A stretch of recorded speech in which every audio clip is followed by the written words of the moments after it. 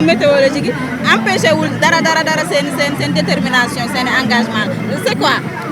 waaw loolu day wane ni addu kalpe bi li ko sa kalpe jaral ba mu ñëw di ko jël téye sa kalpe na la jaral lu ko ëpp ñun gunge son excellence le président Macky Sall jox ko une majorité confortable à l'Assemblée nationale daf ñoo jaral lu mu leen jaral rek waa boor bee ñu jaral nañu lu ko ëpp moo tax tey dañu sant yàlla ci contexte bi ñu nekk ci nawet bi ci taw bi population yi ak nit ñi am détermination parce que boo seetloo tey Benno Bokk Yaakaar à Thiès defuñu meeting dañu dugg ci kër yi wax ak nit ñi li ñu naan wax bu dofee nopp yoo koy dégg war a wér tax nit ñi xam nañ ni ñee lañ leen doon wax ay waxi dof la tey nag waxuma la porte à porte waaye ay tête à tête lañ doon def ak nit ñi wax ak ñoom loolu moo tax tey population yi génn fii ñi fi nekk ñëpp amul kenn koo xam ne jox nañ la fi 1 franc mais dañu génn ci seen volonté bopp ndax sauver Sénégal jar na ko boo xoolee jubóo bi am nga xam ne liste élection locale yi liste parallèle yëpp ñëpp tey ñëw nañ bokk ndey bokk baay c'est parce que je dis au-delà même du président de la République c'est le Sénégal qui a besoin aujourd'hui moo tax.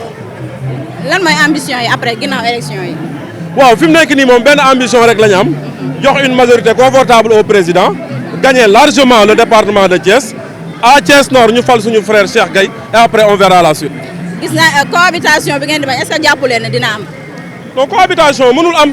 cohabitation mënul am du am te du musa am régime bi ñu nekk mooy jiital soldat bi jox ko ngànnaay li Macky Sall soldat la il a besoin de l'Assemblée nationale comme une arme on va lui donner ça et on avance.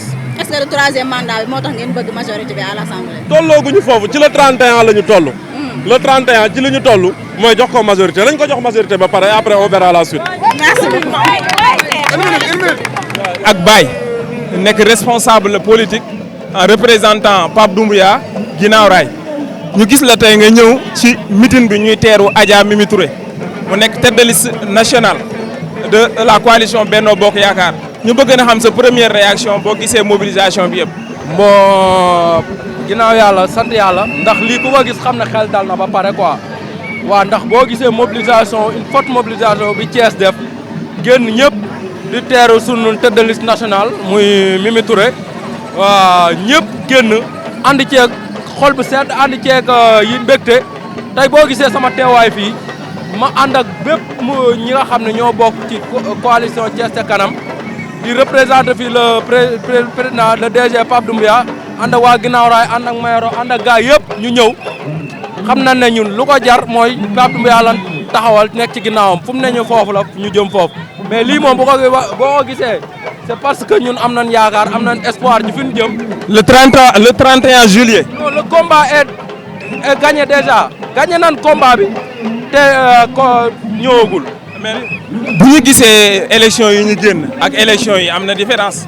différence bu rëy xaw a élection bee ku ne daa def nii mais jàppal ma jàppale bii Thiès gépp ànd ku ne jàpp ki ne jox sa morom loxo ñu fas yéene dem jëli victoire li. ban message ngay joxe électeurs yi pour le soir. mooy ñu yeewu xool ne li ñuy jariñ parce que assemblée nationale du ay caaxaan du ay kii réew mi nag suñ ko bëggee liggéey foog ñu am une majorité boo xam ne moom la ñuy am assemblée nationale. léegi nag assemblée nationale boobu nañ ko jël ñun ñëpp jox ko le président Macky Sall ñu continuer liggéeyam bi mu doon def ñun Sénégal gën a jëm kanam. waaw ñu bañ a xool li ngeen xam ne ñu bañ a kenn ku leen di sànniloo xeer wala ñu leen yàqloo ñu jël seen carte le jour du vote ñu dem voter massivement ñu gagner incha allah. donc rendez-vous le 31 juillet. le 31 juillet avec une belle victoire de la coalition Benno Bokk Yaakaar. ñaan suñu borom ñu dugg ci bismillah rahmaan génn alhamdulilah rabbil alamin wax ne tey suñu tête de liste moo ñëw national ñu war ko teeru war a def une forte mobilisation pour wan ko ni Thiès dañ ko war a renverser teg ko ci loxo président Idrissa Seck mu tax ak président Macky Sall parce que Thiès moom il faut ñu gagner ko loolu la daal. waaw gis nañ mobilisation bi mais au-delà de la mobilisation aussi gis nañ doomu Thiès yi ñi nga xamante ni peut-être élection yi passé dañoo amoon ay lii mais ñu gis mobilisation ak booloo mouvement yi nekkoon biir Thiès yëpp ànd dafa am beneen doom.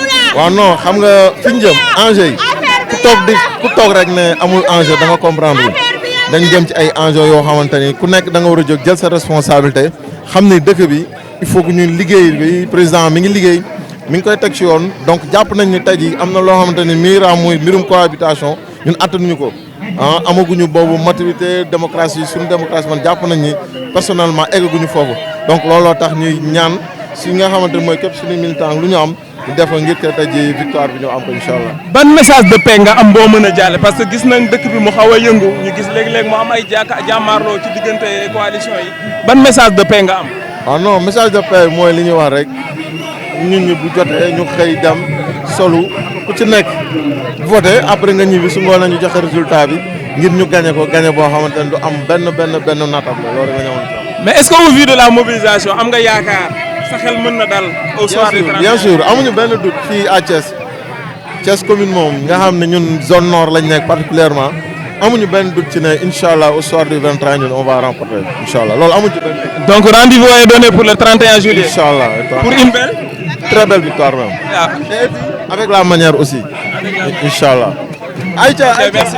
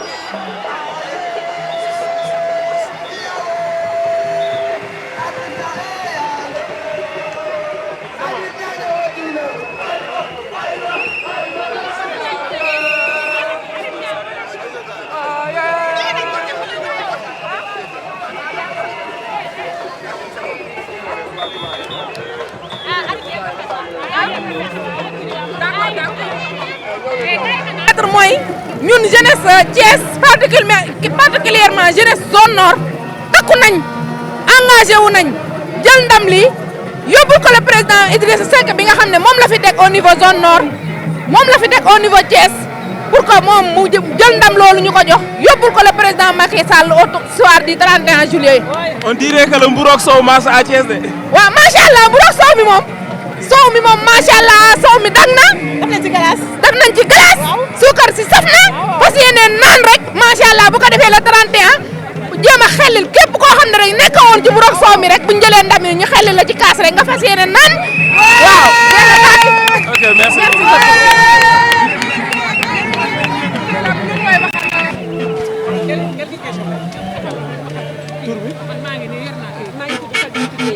Bintou Dieye Diallo du mouvement Thiès ca kanam. Thiès ca kanam bu Pape Doumbouya. Pape Doumbouya Fatou Dieye Diallo. Fatou Bintou Dieye Diallo. Fatou Bintou Dieye Diallo. Ba jëla boo yow. non non waaw Fatou Bintou Dieye Diallo.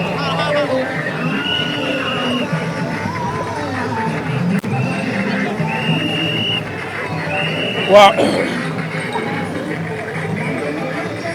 ñu nekk ak Fatou Bintou Dieye Diallo mu nekk responsable politique Thiès ca kanam ànd ak Pape Doumbouya ñu gis la tey ngeen ñëw ci teertu bi ñuy teertu madame Mimi Touré tête de liste nationale Benno Bokk Yaakaar ñu gis mobilisation bi ban réaction nga am ci mobilisation bi.